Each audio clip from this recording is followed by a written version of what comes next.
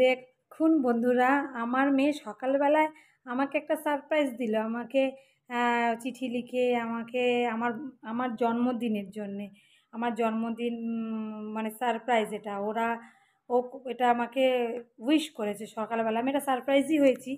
তা যাই হোক, রাত্রেবেলা আবার দেখছি আমাকে সরিয়ে দিয়ে আমার বোনের মেয়ে, আমার মেয়ে এই সব করেছে।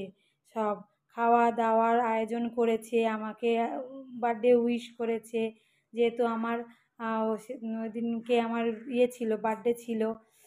মানে আমি ছোটোবেলা থেকে কোনো দিনও এত আনন্দ পাইনি। আমি ভাবিনি আমার বোনের মেয়ে, আমার মেয়ে, হ্যাঁ আমার মা এইসব প্ল্যান করবে, করে আমাকে একটা সারপ্রাইজ দেবে দেখতে গেলে। মানে আমি ভাবতেও পারিনি এগুলো। হ্যাঁ, যে আমি খুব আনন্দ হয়েছি। মানে মানে কী বলবো, মানে ভাষা পাচ্ছি না বলার। তারপর আমাকে সাজিয়েছে, দেখুন কীরকম মাথার মধ্যে ঝুঁটি দিয়েছে। আমার মেয়ে মেয়ে সাজিয়েছে আমাকে, ঝুঁটি পরিয়েছে। খুব ভালো লাগছে এটা।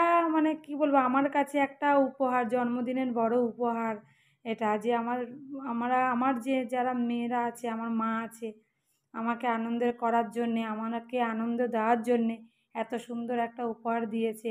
খাওয়া দাওয়ার আয়োজন করেছে, আবার থামস আপ কেউ ইয়েতে করে, কাপের মতো করে, কাপে কাপে করে, কাপ না ওটা কী সিস্টেম ওটা আছে, ওটা ওতে করে কেক এনেছে। যাই হোক, কেকটা ভালোই ছিল। চাউমিনটাও এনেছে, চাউমিনও ভালো ছিল। থামস আপ এনেছে, সেটাও ভালো ছিল। তো যাই হোক, সব মিলিয়ে ভালোই লাগলো, আনন্দই লাগলো। আপনারাও দেখুন ভিডিওটা দেখে ভালো লাগলে একটা সাবস্ক্রাইব করে দেবেন। কমেন্ট কমেন্ট লাইক শেয়ার করবেন। আপনাদের জন্যেই আমি কি বলবো,